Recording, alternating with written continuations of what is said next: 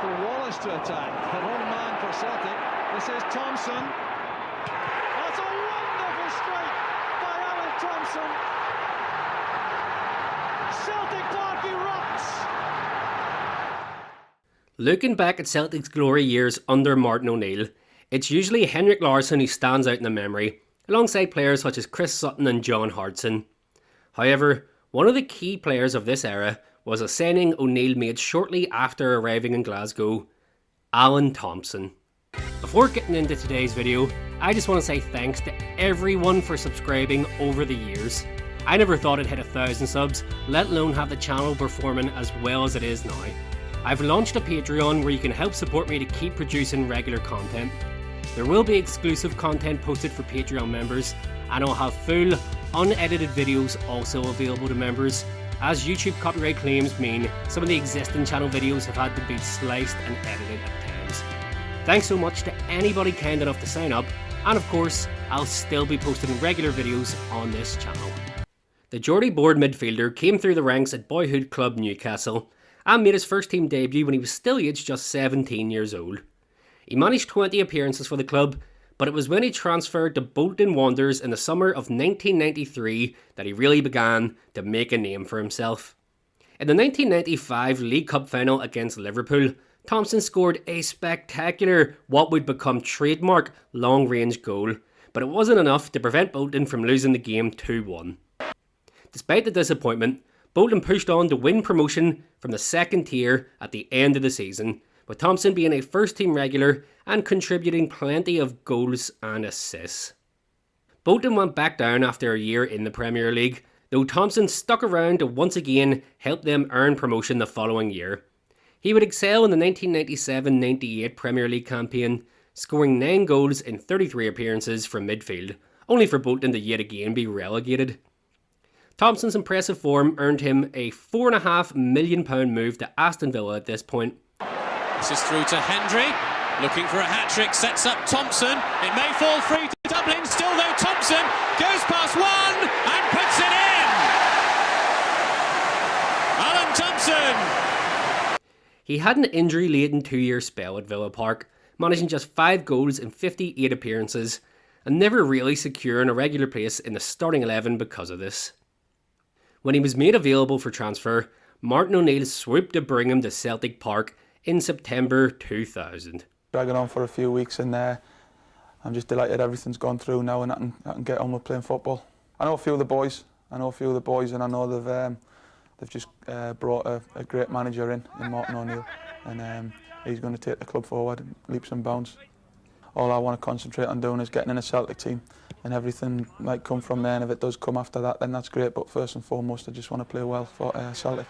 Thompson scored on his debut in a 4-0 League Cup win over Raith Rovers and quickly nailed down his place on the left-hand side of midfield in Martin O'Neill's 3-5-2 formation.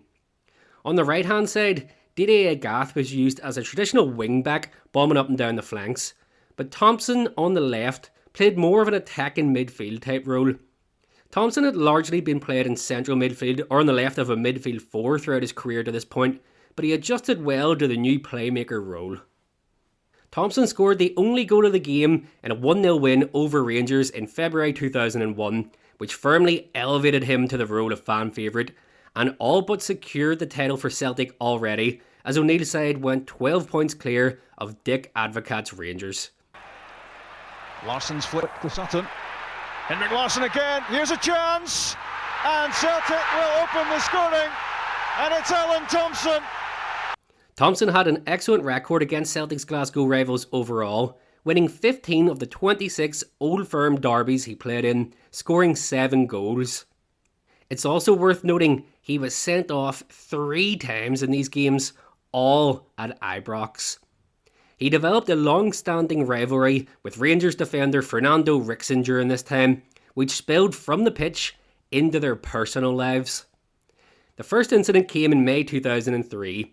On the night, Rangers won the SPL title on goal difference during the final game of the season. Thompson and Ricksen were neighbours at this point, and a drunken Ricksen arrived at Thompson's door late at night and screamed through the letterbox, "Learn how to take a penalty, you English," before putting a firework through Thompson's letterbox. The second occasion came in May 2004. Celtic defeated Rangers 1-0 that day to complete a famous green and whitewash of their rivals, defeating them for the 5th time in 5 games that season. Leaving the pitch, Thompson patted Ricksen on the face and told him, "Don't be coming to knock on my door ever again." That night, an infuriated Ricksen arrived at Thompson's home during the wee hours, holding a huge bull mastiff dog on a lead. Ricksen asked Thompson to come out and fight, and Thompson agreed to do so if Ricksen dropped the dog home first.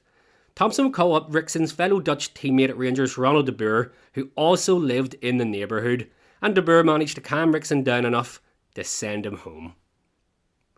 In later years, before Ricksen passed away through tragic illness, Thompson and Ricksen did manage to patch things up. In European football, Thompson stepped up big time for Celtic over the years. He made 12 appearances during the road to Seville, netting 3 goals, which included a goal against Saduva, a header away to Stuttgart in the last 16, and a memorable free kick away to Liverpool in the quarter-final, as Celtic won 2-0 on the night to advance 3-1 on aggregate. Thompson's free kick came right on the brink of half-time at Anfield. The wall jumped as Thompson went low, and his left-footed drive went past Jerzy Dudek into the back of the net. On virtually the last kick of the first half, goal time, Alan Thompson blasted between Gerrard and Smeetser and past Dudek at the near post. Not much of a wall. Perhaps his most memorable goal for the club came in a 1-0 victory over Barcelona in 2004 in a UEFA Cup round of 16 tie.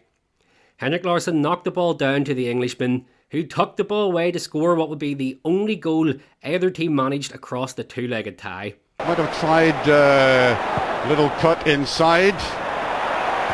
Well, there's a great chance, it's in!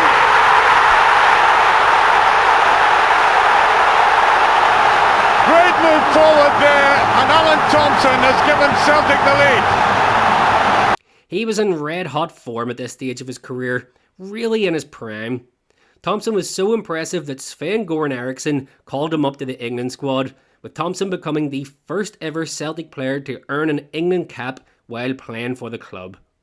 That cap came in a 1-0 friendly loss away to Sweden, courtesy of a goal from a young Zlatan Ibrahimovic. Thompson unfortunately wouldn't go on to earn any further England caps following this appearance. When Martin O'Neill left Celtic in the summer of 2005 and was replaced by Gordon Strachan, Thompson quickly found his game time reduced. In truth, just a year or so after his prime, Thompson was slowing down. He'd never been blessed with pace and did retain his tremendous technical ability, but he was too many yards off it by this point. He was a popular player amongst the fans and a high earner at the club, yet it was apparent his days were numbered. In total, Alan Thompson made 227 appearances for Celtic, scoring 51 goals and winning 4 league titles, 3 Scottish Cups and 1 League Cup. Thompson spent the second half of the 2006-2007 season on loan at Leeds in the English Championship. He once again scored on his debut and impressed throughout the spell, though it wasn't enough to prevent Leeds from being relegated to the 3rd tier, as they were really a club in freefall at the time.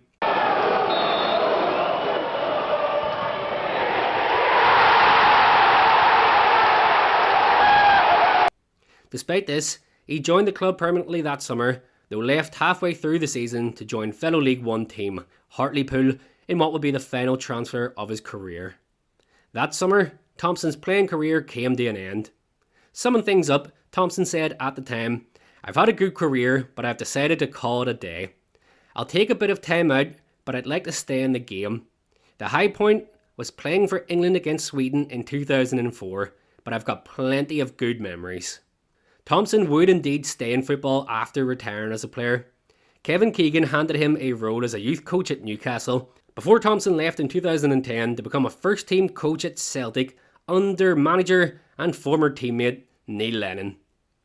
Alongside another former teammate in Johan Mjällby, the trio helped turn Celtic's fortunes around following an abysmal season under Tony Mowbray the year before. But the Celtic coach laughed off suggestions from the Rangers camp that verbal abuse from his players in the original tie led to Wednesday's mayhem. I've played in these, I think I've played in 25 or 26 Old Firm games and numerous other games. You know, these things happen. players have verbals and they highlight things at the moment. We can go back and say things, counter allegations. Why should we? We're not going to bring ourselves to do that. These things happen week in, week out. It just so happens at the moment things are coming out. They would claim the SPL title eventually in 2012, though just shortly after this, Thompson was sacked by Celtic. The Englishman had been, perhaps unfairly, labelled as somewhat of a drinking buddy for manager Neil Lennon. Well, he didn't do much to dampen those claims when he was convicted of drunk driving during his spell as a Celtic coach. He was going through a tough time personally here with divorce and has since moved on from the incident, but it was a sad end to his tenure with the club. He's managed to turn things around in later years and has since landed coaching roles at various lower league English clubs. Alan Thompson was a player who peaked late in his career, but showed from those teenage days at Newcastle that he was always a skilled, highly technical midfielder capable of causing damage to any opposition. He can look back fondly on his time as a player, where he will be remembered particularly by Celtic fans as a key player during a golden age for the club.